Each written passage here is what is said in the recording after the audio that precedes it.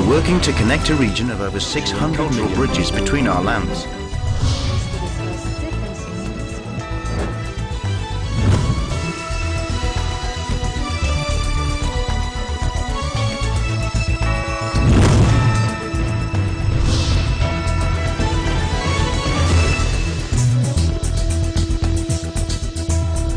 Hello and welcome to ASEAN in Focus. I'm Rodrigo Velasco. And I'm Ariel Soriano, delivering to you the latest news in and around the ASEAN region. On today's headlines, President Rodrigo Duterte met overseas Filipino workers in Israel and thanked the state of Israel for being good to his countrymen. Two Reuters journalists accused of breaching Myanmar's state secrets law during their reporting of a massacre of Rohingya face a court ruling Monday that could see them jailed for up to 14 years. And as Bangkok prepares to host climate change talks, the sprawling city of more than 10 million is itself under siege from the environment, with dire forecast warning it could be partially submerged in just over a decade.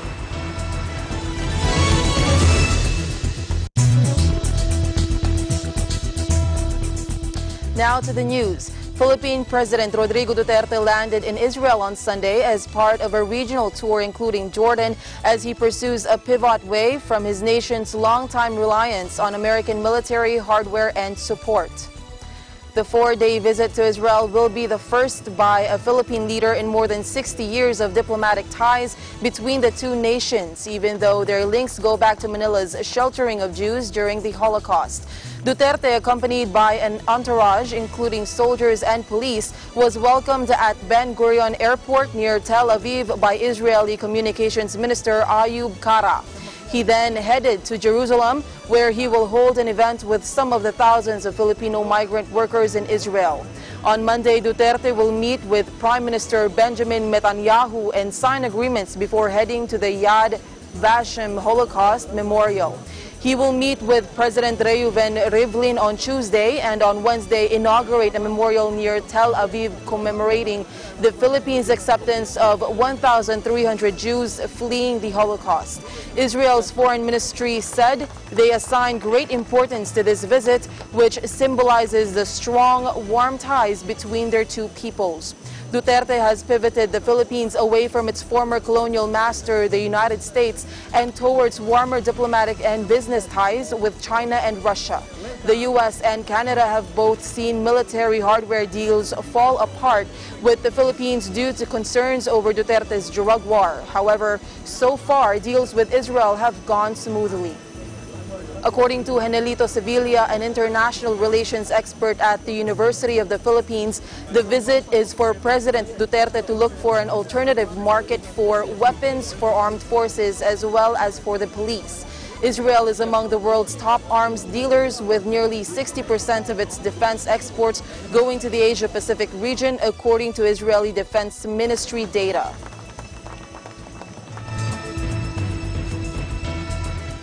Meanwhile, President Rodrigo Duterte met overseas Filipino workers in Israel and thanked the state of Israel for being good to his countrymen. The president told the Filipino community, who warmly welcomed him at the Ramada Hotel in Jerusalem on September 2, that this was the first time that he cried in visiting a place and in seeing them. The president said that he believes in the supreme God as what he had been taught to him by his parents. In another top story, a bomb ripped through an internet cafe in the southern Philippines on Sunday, killing one person and wounding 15 in the second deadly blast to strike the same city in days. The explosion in Isulan was a short distance from where an improvised bomb under a motorcycle blew up on August 28, killing 3 and wounding dozens. These attacks are the latest violence in the south of the majority Catholic archipelago, where Islamist militants have been fighting a decades-long insurgency. There was no immediate claim of responsibility for Sunday's bombings. However, authorities' suspicion immediately fell on the Islamic State-linked Bangsamoro Islamic Freedom Fighters, or BIFF. According to Army General Cirilito Sobejana, it is the BIFF who is responsible, adding that this group is out to show chaos. The mayor's office of Isulan and the military said one person was killed in the bombing and 15 were wounded. 4 of whom were in critical condition. The recent blasts follow President Rodrigo Duterte's government enacting a law to create greater autonomy for the Muslim minority in the south, which is hoped to help end the conflict. Authorities have expressed worry that the law could encourage some militant factions to attack in an effort to derail the peace efforts. Several armed groups are active against government forces in the south of the Southeast Asian country, where a decades-long rebellion has claimed more than 100,000 lives as recorded on government count. Duterte put the southern Philippines under martial rule until the end of this year after pro-IS militants seized the southern country of Marawi last year. Two Reuters journalists accused of breaching Myanmar's state secrets law during their reporting of a massacre of Rohingya face a court ruling Monday that could see them jailed for up to 14 years. The case has outraged the international community for attacking media freedoms and has intensified the glare on Myanmar security forces over its crackdown on the Muslim minority in Rakhine State. Army-led clearance operations last year drove 700,000 Rohingya into Bangladesh, carrying with them widespread accounts of atrocities, rape, murder, and arson by Myanmar security forces. Reporters Wallon, 32, and Kiao So, 0028, have been held in Yangon's inside prison since their arrest in December. They say they were invited to dinner by police who handed them documents before the pair were arrested as they left the restaurant for processing classified material. The duo, both Myanmar nationals, were charged with violating the Official Secrets Act, a draconian British colonial era law which carries a maximum sentence of 14 years. The reporters deny the charges, insisting that they were set up while doing their jobs to expose the extrajudicial killing of 10 Rohingya Muslims in a Rakhine village in September last year. The army preemptively published its version of events at In Din village, conceding the Rohingya men were killed while in custody in one act of abuse by a mix of security forces and ethnic Rakhine locals. The verdict was initially due last Monday, but was delayed due to the apparent illness of the presiding judge. In other news, Malaysian police are seeking 2 Indonesian women to appear as witnesses in the trial of the murder of Kim Jong-nam, the estranged half-brother of the North Korean Supreme Leader. A Saturday police statement said Raisa Rinda Salma, 24, and Desi Merisinta, 33, had their last address recorded at a hotel in the city of Ampang just outside Kuala Lumpur and that they could not be reached. It called for anyone who knew the 2 women or had information about them to contact the authorities. Police did not give any indication of what the 2 women might have witnessed or how they could help shed light on the case. Siti Aisyah from Indonesia and Wan Thi Huong from Vietnam are the 2 women accused of smearing the toxic nerve agent VX on Kim at a busy Malaysian airport, killing him in February last year in a Cold War-style hit that shocked the world.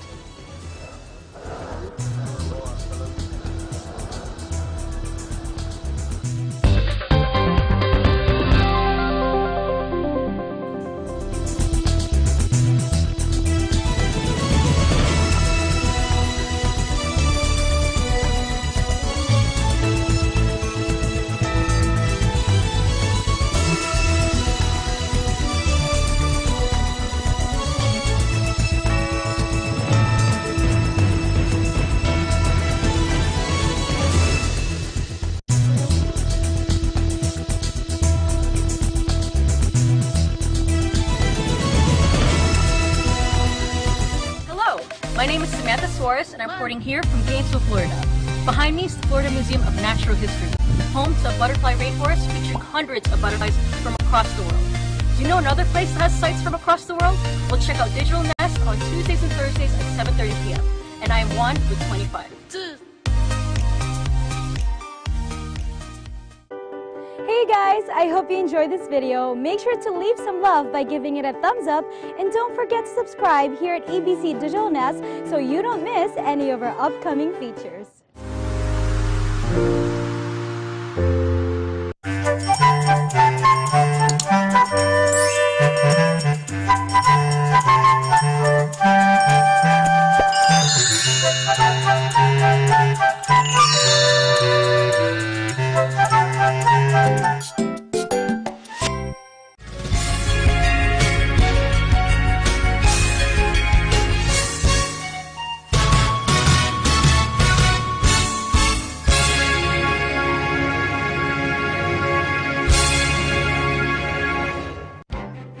Events happen around us all the time, in our community, in our country, around the world. Events that affect people, move communities, or simply inspire us. Interesting events that people need to know. In these interesting times, we continue to be a competent partner in delivering news about these events. Fast, accurate, balanced, eager news, because we live in interesting times.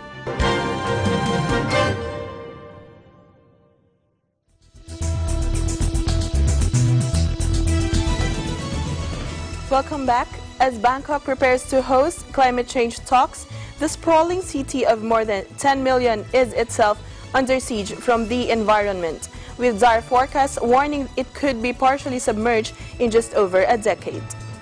A preparatory meeting begins Tuesday in Thailand's capital for the next UN Climate Conference, a Crunch Summit in Poland at the end of 2018 to set rules for reducing greenhouse emissions and providing aid to vulnerable countries. As temperatures rise, abnormal weather patterns like more powerful cyclones, erratic rainfall, and intense droughts and floods are predicted to worsen over time, adding pressure on governments tasked with bringing the 2015 Paris Climate Treaty to life. Bangkok, built on one marshy land about 1.5 meters above sea level, is projected to be one of the world's hardest hit urban areas, alongside fellow Southeast Asian Jakarta and Manila. If we do not think Bangkok will be sinking and will be underwater in the next 10 to 15 years, simply because of land use and pumping underground water in the past that caused land sinking around 1 to 2 centimeters a year. Most Bangkok people are not aware of this future change. And I believe that many of them think that engineering solutions is sufficient. From my view, engineering solutions could be sufficient to a certain extent.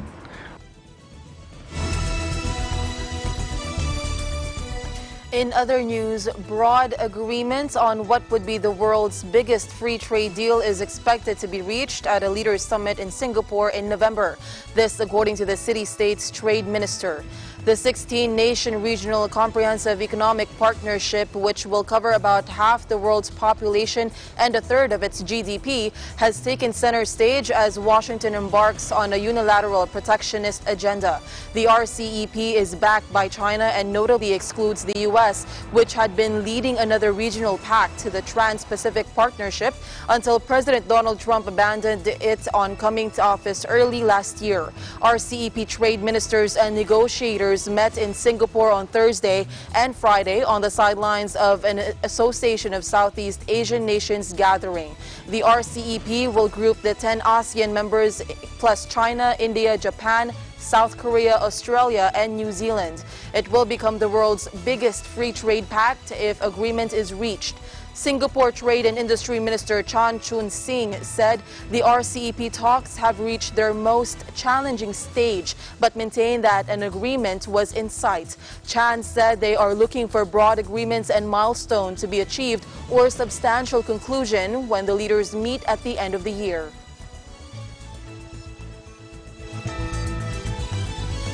Asian markets started on a negative note as trade tensions returned to the fore, with Donald Trump eyeing fresh tariffs on a swath of Chinese goods and NAFTA talks with Canada hitting a wall. The optimism that followed through trading floors at the start of last week has been replaced by a now familiar sense of dread after the U.S. president hit out at Ottawa over the weekend as the two sides struggled to hammer out a new deal. In a tweet over the weekend, Trump threatened to exclude Canada from a new North American free trade agreement after negotiations to rewrite the 25-year-old pact ended without an agreement. He said there was no political necessity to keep Canada in the new NAFTA deal. If they don't make a fair deal for the U.S. after decades of abuse, Canada will be out. While talks will be resumed on Wednesday, his outburst seemed designed to ramp up pressure on Canadian negotiators. The comment threw a spanner in the works of investors after the U.S. and Mexico said earlier in the week they had agreed a revised pact. Trump also roiled markets last week by saying he wanted to impose tariffs on $200 billion of Chinese imports as soon as public consultation ends on Thursday, adding to the $50 billion already targeted. That rekindled fears of an all-out trade war between the world's top two economies, while European Commission Chief Jean-Claude Juncker on Friday warned the EU would retaliate in kind if Trump pushes through duties on foreign cars. The end of the month sees the Federal Reserve's next policy meeting, at which it is expected to lift interest rates for a third time this year, with analysts poring over its statement for an idea about a possible fourth rise before January. We all negotiate tough. We do, so does Mexico.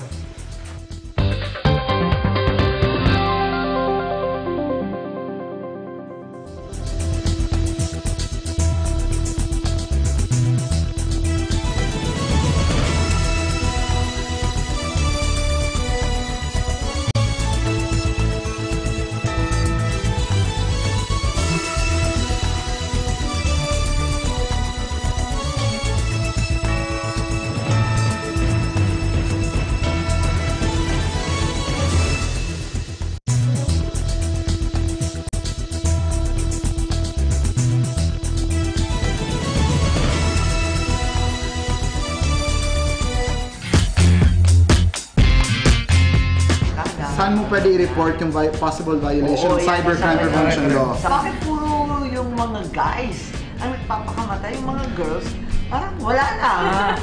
Kasi po bilang influencer, dapat hindi ka lang po talaga para sa sarili mo. At nalang yata ambisyon nila magkaroon ng online business. Ano yung step ko? Bakong bagay ang step mo ko?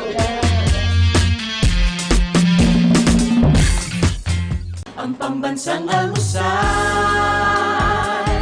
pambansang almusal, ang pambansang almusal, pambansang almusal. Lunes hanggang Biyernes, alas 5 ng umaga, dito lang sa Net 25.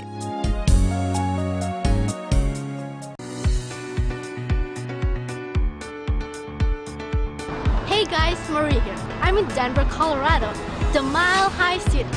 Denver got its nickname the Mile High due to its elevation being 1 mile or 5,280 feet above sea level. For more fun facts such as this, tune in to Digital Nest on Tuesdays and Thursdays at 7:30 p.m. And don't forget to subscribe to our YouTube channel, Digital Nest EBC, to catch all the episodes right at your fingertips. I'm Marie Dumayak, EBC Colorado correspondent. I'm 1-25.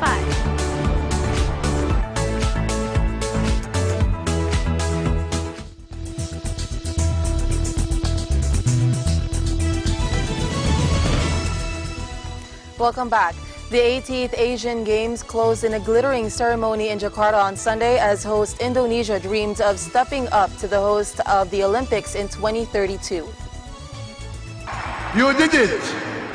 You made Asian dream, the energy of Asia coming true.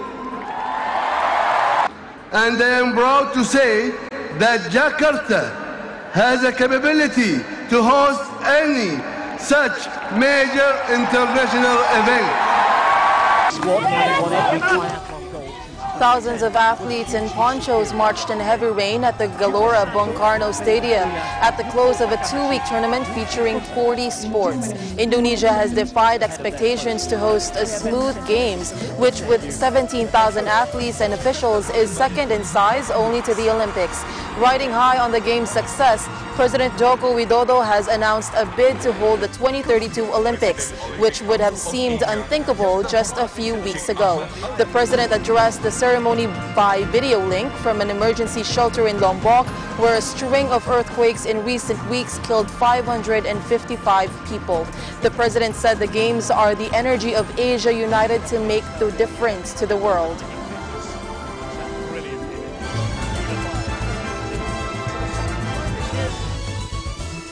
Meanwhile, Indonesia unveiled surprise plans to bid for the 2032 Olympics on Saturday as it rides high from its successful staging of the Asian Games. President Joko Widodo revealed Indonesia's intentions after talks with Olympics chief Thomas Bach and Sheikh Ahmad Al-Fahad Al-Sabah, head of the Olympic Council of Asia. The announcement came on the penultimate day of the two-week Fortisport Asian Games, the biggest sporting event in Indonesia's history. In a television statement, Widodo said Indonesia has planned to immediately register itself as a candidate for the 2032 Olympics host, adding that with their experience in hosting the 18th Asian Games, Indonesia believes that they can and are capable to be a host for bigger events. Bach, who is expected to attend Sunday's closing ceremony, welcomed the announcement and said he was impressed by the Asian Games, saying, "I could congratulate the president on the great success of the Asian Games, which is very impressive. Therefore, the IOC really appreciates the candidature of Indonesia for the Olympic Games in 2032, he added. Eric Dohier, head of Games Organizing Committee Inas Gok, said the discussions with the IOC chief were very friendly and enthusiastic, and that Bach was open to the proposal and accepted that Indonesia become one of the host candidates for Olympics 2032. Our President, Mr. Joko Widodo, asked the President of IOC, Mr. Thomas Bach, is it possible Indonesia become one of the candidates for Olympic 2032? As we know, the answer from Mr. Thomas Bach at the press conference at the President Palace today, Mr. Thomas Bach are open and accept the Indonesia become one of the host candidates for Olympic 2032. Indonesia's announcement reflects the growing clout and resources of countries in Asia, which is hosting 3 Olympics within the space of 4 years. After these years, Pyeongchang Winter Olympics, Tokyo is holding the 2020 Summer Games, and Beijing will host the Winter Edition in 2022, becoming the first city to organize both the Summer and Winter Games. The 2032 Olympics are the next Summer Games up for grabs as following Tokyo 2020. Paris will host in 2024 and Los Angeles in 2028.